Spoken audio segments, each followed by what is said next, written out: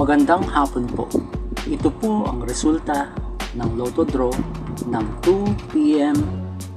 Sabado, March 16, 2024. Sa 2D Lotto, 17, 6 in exact order.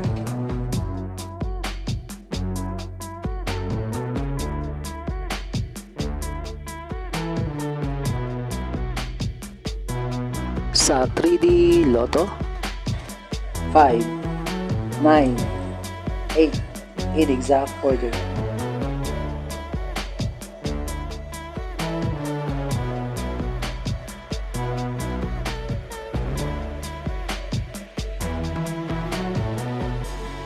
Ito po ang mga paalala sa mga Lotto winners at paraan kung papaano makuha ang napanalunan. Ito po ang mga paalala sa mga Lotto winners at paraan kung papaano makuha ang napanalunan.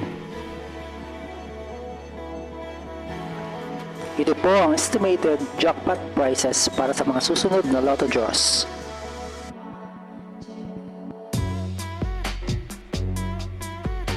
See you again later at 5 p.m. Lotto results para sa 2D Lotto at 3D Lotto.